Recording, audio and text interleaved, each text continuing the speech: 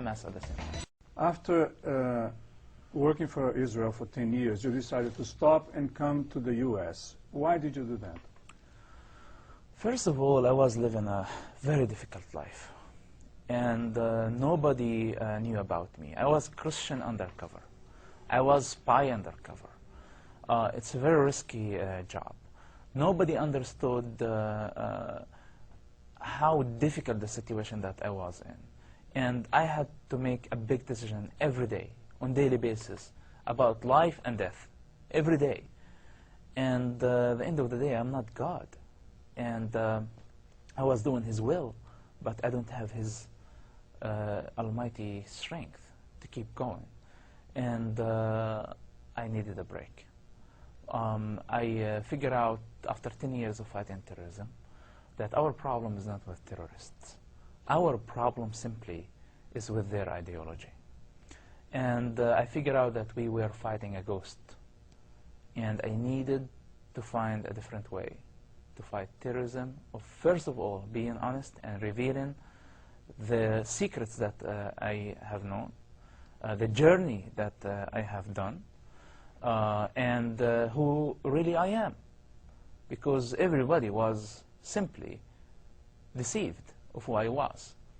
And instead of just playing the game of being a terrorist in order to get information from terrorist groups, no, I want to tell terrorists today that I wasn't one of you, and you need to learn from this experience. What you're doing is wrong.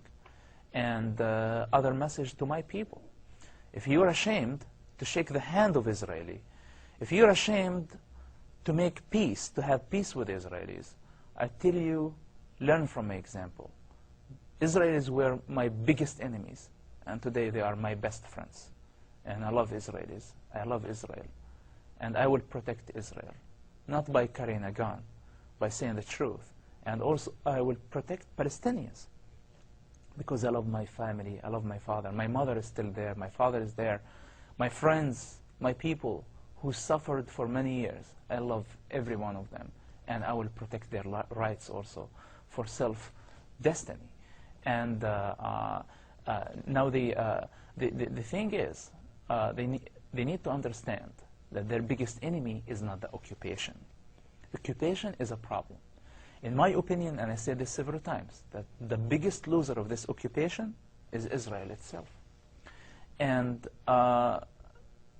the occupation is a big problem for Palestinians because they hang all their problems on the hanger of occupation.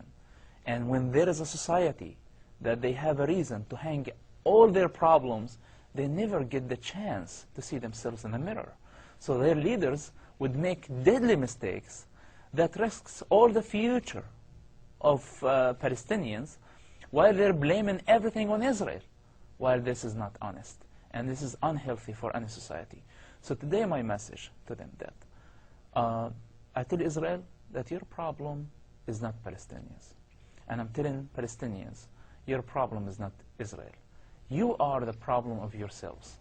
And you are the enemies of yourselves.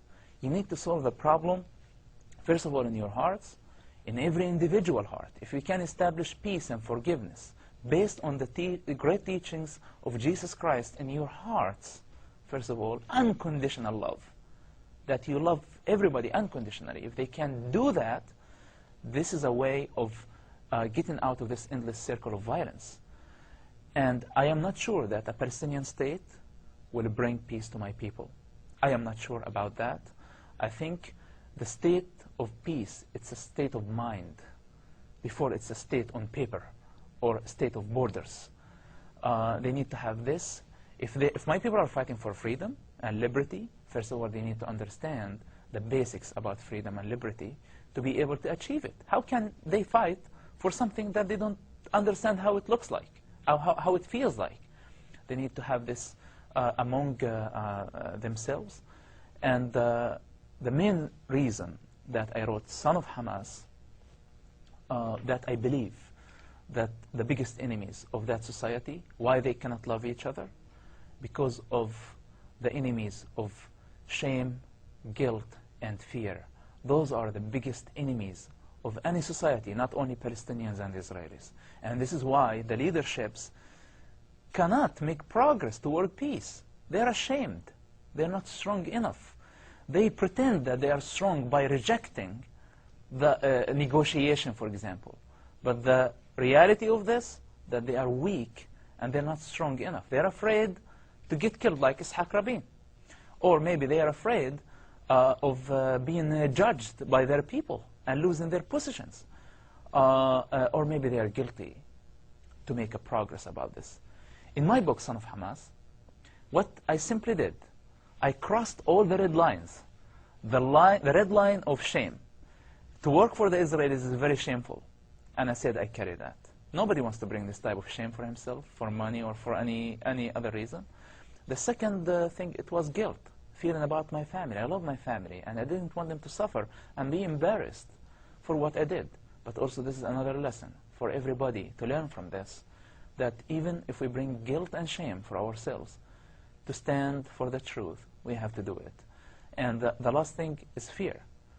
I was threatened to get killed. And I'm still alive. And fear shouldn't stop us of saying the truth. Those main reasons why people are moving very slowly toward peace in the Middle East. And today I defeat them. I defeated them, in fact, not with my strength. I defeated them with the grace and liberty that I learned in Jesus Christ. Those are the standards that I learned in this wonderful faith of Christianity, of liberty and freedom. Grace, that no religion is going to take you to heaven. No government will bring you ultimate justice and happiness. It's very important. Religion is important. Government, constitution, all those are important. You have to respect them. It's a requirement of Jesus Christ. But what fulfills all this is his message of grace, liberty, and unconditional love. Thank you. Thank you. Thank you very much. Thank you. Thank you. Visite o blog do Milênio para deixar a sua opinião sobre essa entrevista e saber mais sobre a história de Mosab.